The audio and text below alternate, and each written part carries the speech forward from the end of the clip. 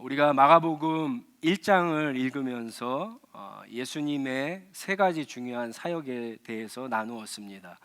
기억하시죠? 하나는 말씀을 가르치고 전하는 사역, 하나는 그리고 귀신을 쫓아내는 사역, 또 한 가지는 병을 치료하는 사역입니다. 이 사역은 모두 다 예수님께서 권위를 가지고 있다라고 하는 뜻이기도 합니다. 1장 22절에 보시면 회당에서 말씀을 가르치실 때 그 말씀을 들었던 많은 율법학자들이 수많은 선생들의 이야기를 들었겠죠. 그런데 예수님의 가르침을 보고는 권위가 있다, 그렇게 이야기합니다. 이 세 가지 권위는 참 중요한데요, 오늘 본문을 통해서 더 중요한 예수님의 권위 한 가지를 나누도록 하겠습니다. 그것은 죄를 용서하실 수 있는 권위입니다. 믿음과 이 권위와 그리고 믿음과 예수님의 치유, 그리고 치유 그 이상이 어떤 관계가 있는가, 오늘 말씀을 통해서 한번 나누도록 하겠습니다. 예수님께서 가버나움에 들어오셨습니다. 가버나움은 예수님이 갈릴리 사역을 하실 때 가장 중심이 되는 기지와 같은 곳입니다. 벌써 갈릴리 지역에는 많은 사람들이 예수님에 대한 소문을 들었습니다. 사람들이 몰려들었어요. 얼마나 많이 들어왔는지 예수님이 계신 집안에 꽉 찼고요, 바깥에도 꽉 차서 어떤 사람이 그 집으로 들어가려고 했을 때 도저히 들어갈 수 없을 정도 그렇게 빽빽하게 찼습니다. 그런데 예수님께서 2절에 보면은 그들에게 말씀을 전하셨다라고 이야기합니다. 예수님께서 말씀을 전하셨다. 옛날에 개역 개정이나 개역 한글은 도를 말씀하셨다, 이렇게 해석을 했거든요. 이 도, 영어 성경에는 그 말씀 그렇게 했는데, 이 말씀이 뭐겠습니까? 복음이죠.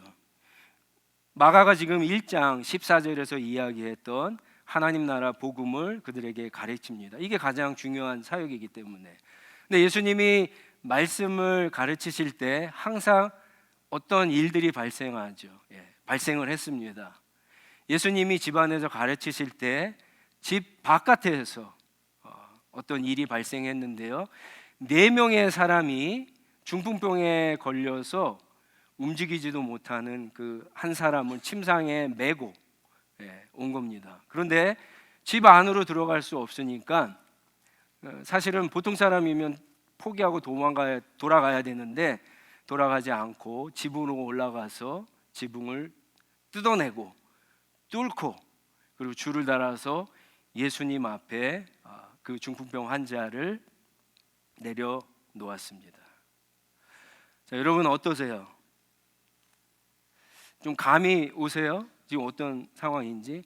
제가 여기서 여러분에게 설교를 하고 있는데 갑자기 천장이 막 뚫리더니 줄을 달아서 뭐가 이렇게 내려오는 거예요. 중풍병에 걸린 사람이. 그럼 여러분들 무슨 생각이 들겠습니까? 왜 멀쩡한 지붕은 뚫고 그래?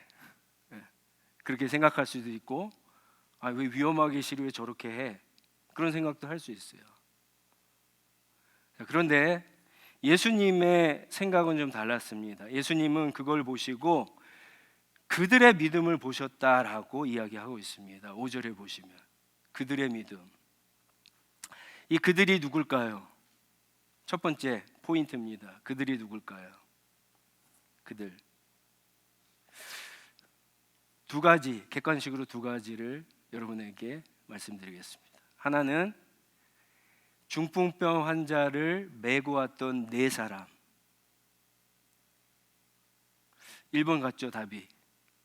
답은 항상 마지막에 나오죠. 2번.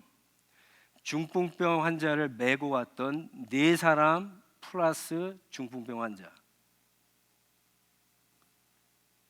우리는 보통 4사람이 예수님께서 이 4사람의 믿음을 보셨다라고 생각할 수 있는데, 사실은 마가는 그걸 이야기하지 않습니다. 마태복음이나 누가복음에도 이 동일한 사건이 나오는데 거기는 아예 4사람이라고 하는 것 자체가 없어요. 그런데 오늘 본문 말씀해 보면 분명히 한 사람은 아니에요. 복수로 되어 있으니까 네 사람 플러스 그 이상이 될 수도 있다라고 하는 거예요. 근데 우리가 예수님의 사역을 보게 되면은 조금 이해가 되는 게 있습니다. 예수님이 복음서에 보면은 어떤 사람을 고치실 때 환자의 믿음을 보시고 고치기도 하시죠. 그렇죠? 그러나 그것과 상관없이 고칠 때도 있고요.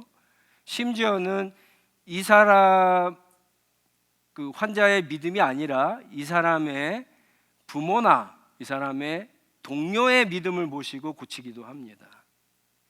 그래서 오늘 말씀이 꼭 네 사람이라고 볼 필요가 없다라고 하는 거예요.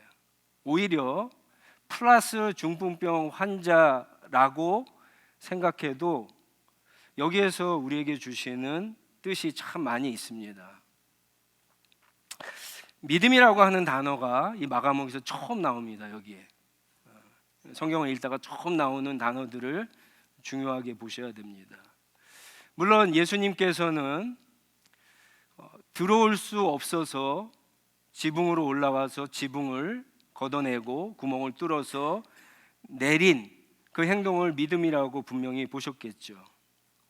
그런데 중요한 것은 그것만 믿음이 아니다라고 하는 겁니다.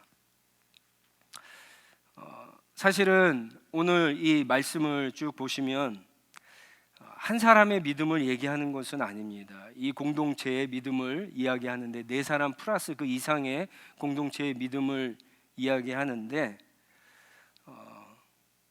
만약에 이게 정말 그들이 네 사람 플러스 중풍병 환자라고 했을 때 이 그들은 교회를 의미한다라고 볼 수 있어요.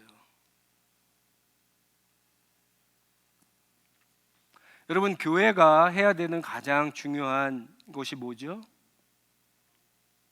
그거는 2024년도 우리 교회의 표처럼 하나님 나라 복음을 배우고, 그렇죠? 그래서 그것을 전하는 사명입니다.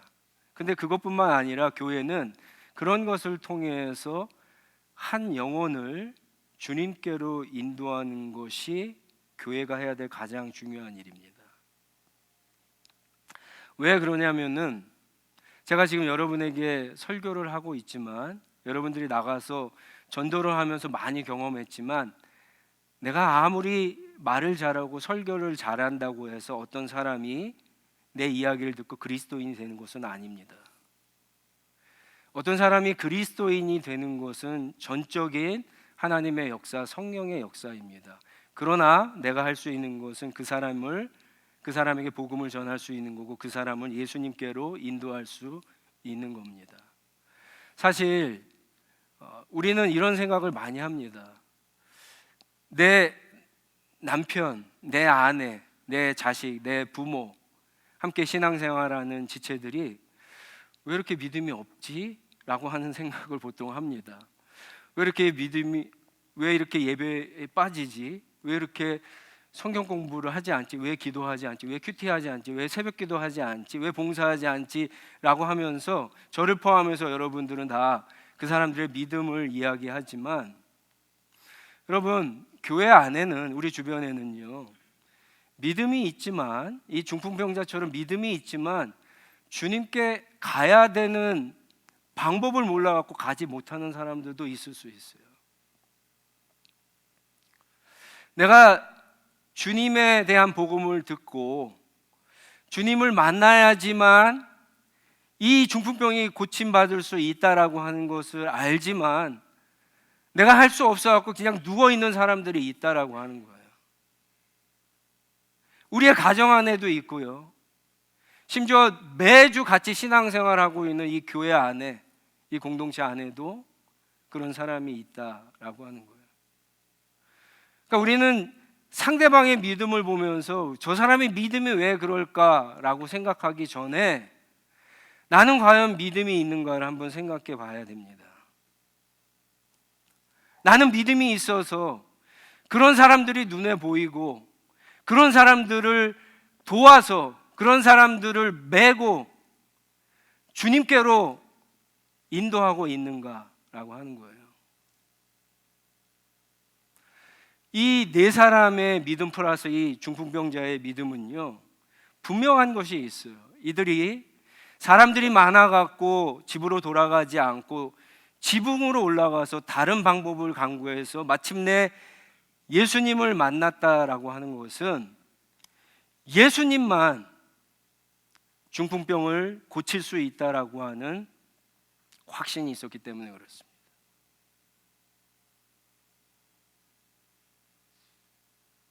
우리에게 그런 확신이 있냐라고 하는 거예요. 그런 확신이 있다면 우리 주변에 믿음이 그래도 좀 있는데 내가 예수님을 만나야 되는데 어떻게 할지 몰라갖고 시간을 낭비하고 삶을 낭비하고 인생을 낭비하고 이리 갔다 저리 갔다, 실제로 주님을 만나는 일에 대해서 아무것도 할 수 없이 중풍병 환자처럼 누워있는 그런 사람들을 어깨에 메고라도 주님 앞에 나와야 된다라고 하는 거예요. 사실은 이 중풍병 환자, 우리가 보통 풍을 맞았다 그러죠. 보통 이렇게 풍이 약하게 오면은 마비가 되죠. 한쪽이 마비가 되거나 좀 사람이 어눌해질 수 있는데 이 사람은 굉장히 심각한 경우입니다. 네 사람의 도움을 받지 않으면 주님 앞에 올 수 없었기 때문에 그런 사람들이 있다라고 하는 거예요. 누군가의 도움이 필요한 사람들이 있어요. 네 사람의 도움이 필요한 누군가가 여기 있다라고 하는 거예요. 우리 한번 옆에 사람한테 한번 물어보세요. 도움이 필요하십니까? 도움이 필요하십니까? 웃고 있지만 도움이 필요합니다. 그래서 주님께서 우리를 공동체로 불러주신 거고요. 이 공동체가 이런 네 사람의 역할을 하는 그런 공동체가 정말 좋은 공동체입니다. 10년을 같이 신앙생활하고 20년을 같이 신앙생활해도 이런 네 사람의 역할을 하는 사람들이 공동체 안에 없을 때 우리는 그냥 팽개쳐져서 그렇게 중풍병자처럼 누울 수 있다는 거예요. 마가는요, 이 네 사람이 가족이라고 얘기하지 않아요. 친구라고 얘기하지 않아요. 이웃이라고 얘기하지 않고 옆집 사람이라고 이야기하지 않습니다. 누군가가 될 수 있어요. 여러분, 이 네 사람이 오늘 나에게, 우리 공동체 안에, 우리 가정 안에 이 네 사람이 필요한 점이 있습니다. 저와 여러분들이 이 네 사람이 되시기를 주님의 이름으로 축원합니다. 이 사람들의 믿음도 참 대단한데 더 놀라운 일이 일어나죠. 두 번째 포인트인데, 예수님께서 중풍병자에게 전혀 예상 밖의 말, 전혀 생각하지 못했던 말을 합니다. 내 죄가 용서를 받았다, 이런 얘기를 합니다. 이 네 사람과 이 중풍병자가 실망했을까요? 안 실망했을까요? 실망했을 것 같아요. 우리가 어제 지난주에 본문을 보면은 예수님은 나병에 걸린 사람들도 이렇게 터치해서 고쳐주시잖아요. 근데 예수님이 이들이 어떻게 해서 예수님 앞에 왔는지 왜 모르시겠어요? 그렇죠? 그러면 이 사람들은요, 그래도 어렵게 왔는데 예수님이 손이라도 이렇게 잡아주시면서 일으켜 주셔야, 그래서 중풍병을 고쳐주셔야 맞다라고 기대를 하고 있는데, 아니 중풍병을 고쳐주실 생각을 안 하고 내 죄가 용서받았다고? 이게 무슨 말이지? 그런 생각을 하는 거예요. 아니 일단 중풍병을 먼저 고치시고 그 다음에 죄를 용서해 주셔도 되지 않나? 라는 생각도 할 수 있을 겁니다. 어떤 사람들은요, 그렇게 생각할 수도 있어요. 예수님이 중풍병을 못 고치니까 죄 용서부터 했다, 이렇게 얘기할 수도 있을 겁니다. 그리고 거기에 있었던 율법학자들은요, 또 다른 반응을 보이는데 굉장히 의아해하면서 사실은 분노합니다. 7절에 보면은 하나님 외에 도대체 누가 죄를 용서할 수 있는가? 굉장히 화나서 자기들끼리 하는 이야기입니다. 예수님이 굉장히 권세가 있게 다른 랍비들과 다르게 그런 권세 있게 가리키는 거 압니다. 귀신도 쫓아내고 병들도 치료한 거 압니다. 그러나 예수님이 하나님이라고 하는 생각은 하지 않았어요. 그렇기 때문에 이들은 예수님이 죄를 용서해 준다라고 했을 때 하나님만 할 수 있는 그것을 했기 때문에 이들은 예수님이 신성 모독을 했다라고 분노를 하게 됩니다. 나중에 예수님께서 십자가에서 죽으실 때 보면 유대인들이 사실은 표면적으로 내세운 이유는 신성 모독의 죄입니다. 네가 진짜 유대인의 왕이냐라고 하는 신성 모독, 하나님의 아들이냐 그렇게 물어보죠. 그렇죠? 신성 모독의 죄로 죽게 됩니다. 예수님은 율법학자들의 이런 마음의 생각과 이것들을 꿰뚫어 보셨어요. 그래서 이런 얘기를 합니다. 죄를 용서하는 것과 중풍병자를 고치는 것, 이 두 중에 무엇이 더 쉽냐?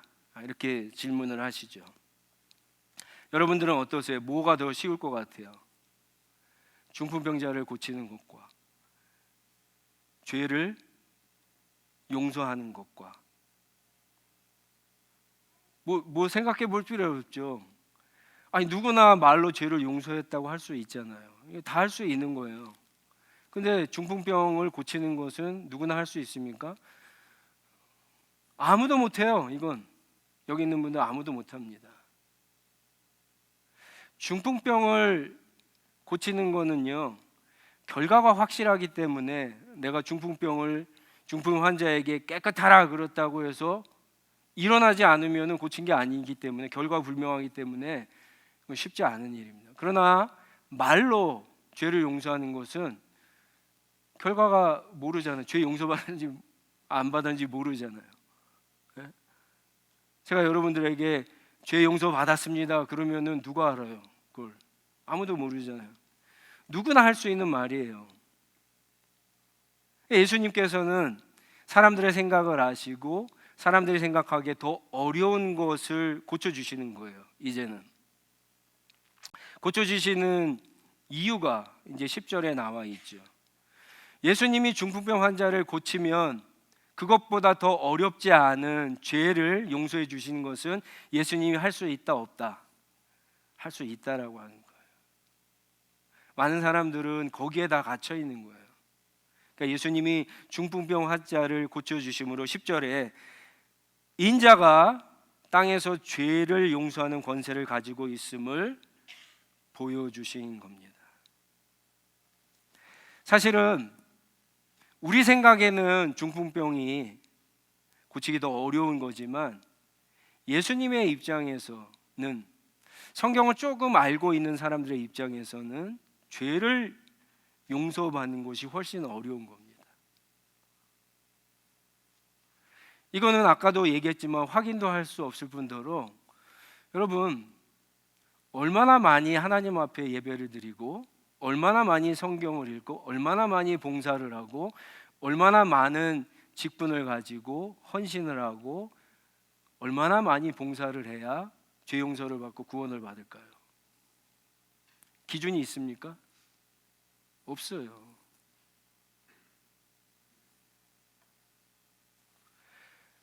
병은요, 저는 의사가 아니라서 못 고치지만 오늘날 병은 웬만한 거는 병원에 가면은 다 고칩니다. 물론 못 고치는 병도 있어요. 그러나 병을 고쳤다고 해서 그 병이 다 치료되는 것은 아닙니다.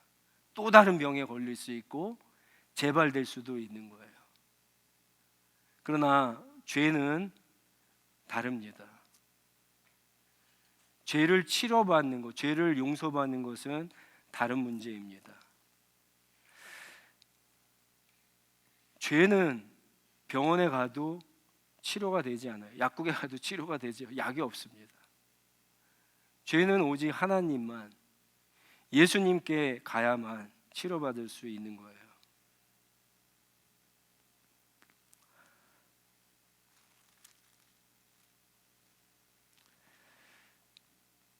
사실 유대인의 말처럼 하나님만 죄를 용서할 수 있고 치료할 수 있습니다. 두 가지 중요한 이유가 있습니다. 첫 번째, 죄는요, 우리의 영혼에서부터 시작하기 때문에 그렇습니다. 그래서 아무리 엑스레이를 찍고 울트라사운드를 하고 MRI를 해도 죄가 보이지 않습니다. 아주 유능한 의사는요, 사람의 질병을 잘 고칩니다. 그리고 더 뛰어난 의사는 그 사람의 마음까지도 치료합니다. 근데 여러분, 아무리 훌륭하고 뛰어난 의사라도 우리 영혼에 병들어 있는 죄는 치료할 수 있는 사람이 아무도 없어요. 이것은 하나님만, 예수 그리스도만 치료할 수 있습니다. 또 한 가지 이유는요, 죄를 사하는 권세는 피해자만 해줄 수 있는 거예요. 제가 죄송합니다, 조기용 집사님한테 잘못을 했어요. 용서를 받아야 되는데 우리 옆에 계신 서권사님이 목사님 괜찮습니다, 용서 받았습니다, 그렇게 하면 제가 용서 받은 겁니까? 아니에요. 조 집사님이 저한테 용서를 해줘야지 용서가 되는 거예요. 성경은 죄의 본질을 뭐라 그러냐면요, 하나님을 거역하는 거, 하나님을 인정하지 않는 거, 하나님을 왕으로 주인으로 믿지 않는 거, 하나님의 이름을 모독하고 모욕하는 게 죄의 본질이고 시작입니다. 하나님이 피해자예요. 하나님이 피해자한테 누구한테 죄를 용서받을 수 있어요? 레위기 24장 16절에 보면은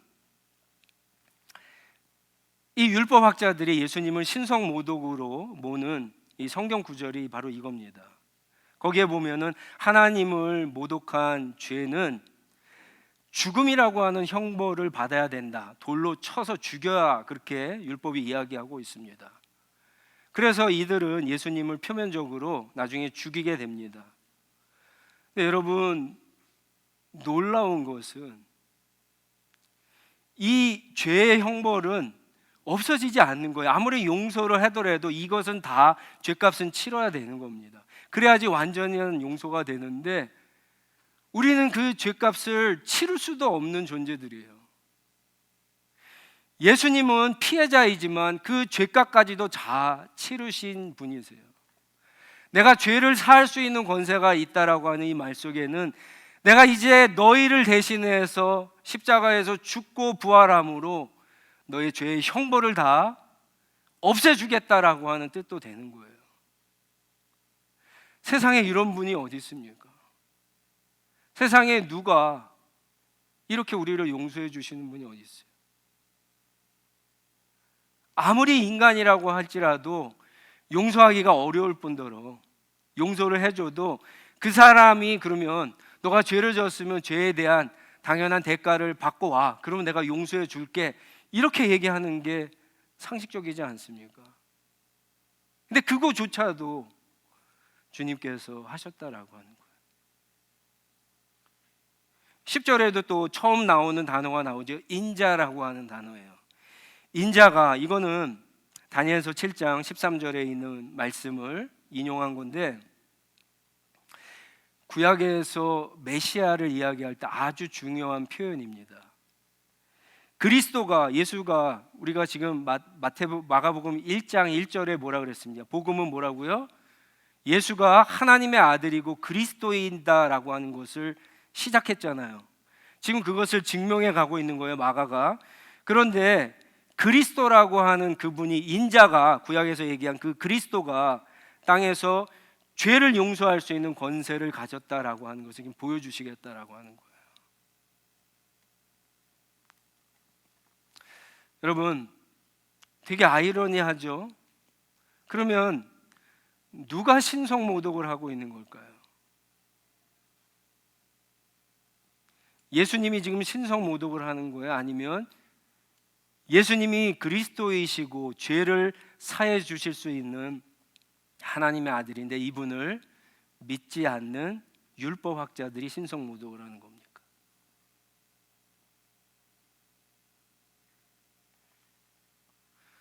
신성 모독의 죄는 뭐라고요? 죽음이에요. 율법이 그렇게 정해놨어요.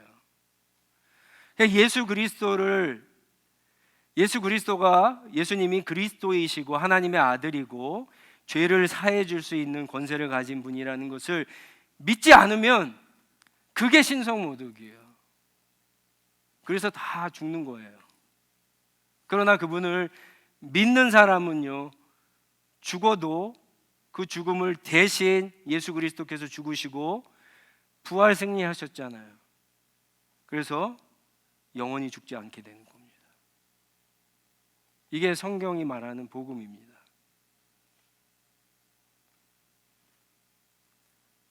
예수님이 왜 우리가 생각할 때는 중풍병이 굉장히 급한 것 같은데 그것을 고치지 않고 죄 용서부터 하시는가?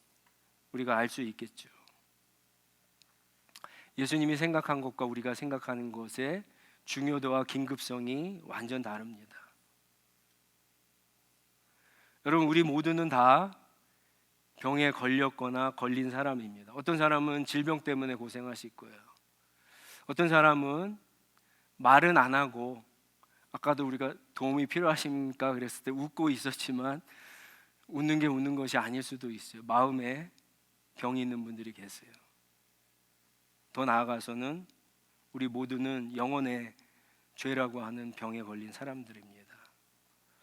다행히 그 병이 치료된 사람들이 있을 수 있지만, 여러분, 어떤 사람들은 자기의 병이 뭔지도 모르고 누워 있거나 아니면 알지만 예수님께 갈 수 없는 힘이 없어서 중풍병자처럼 아무것도 하지 못하고 누워 있는 사람들도 있다라고 하는 겁니다. 그런 사람들에게 뭐가 필요할까요? 뭐가 필요할까요? 예수님께 가야만, 다들 아시잖아요. 예수님께 가야만 나의 이 죄의 문제가 해결될 수 있는데 믿음이 없어서 그럴까요? 물론 그들을 내 사람이라고 해석한다면 믿음도 필요합니다. 그런데 그들을 내 사람과 중풍병자라고 했을 때 어쩌면 오늘 우리에게 필요한 것은요, 믿음이 아니라 내 사람입니다. 교회 안에 내 사람이에요.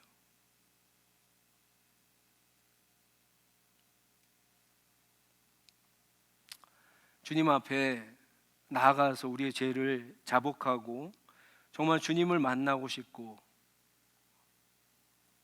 주님이 말씀하시는 죄 용서와 구원의 은혜를 받고 하나님의 자녀로 정말 살고 싶은데 내가 어떻게 해야 될지 몰라서 그냥 마음을 감추고 숨기고 그냥 교회만 왔다 갔다 하는 그런 사람들이 있습니다.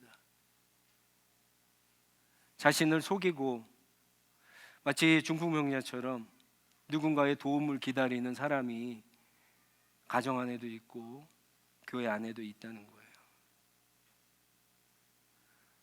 저와 여러분들이 네 사람이 되어야 됩니다. 이 네 사람. 우리 교회가 죄 때문에 아무것도 하지 못하는 중풍병자처럼 누워있는 이 세상을 향해서 네 사람의 역할을 하는 우리 교회가 될 줄 믿습니다. 우리 한번 같이 기도하겠습니다.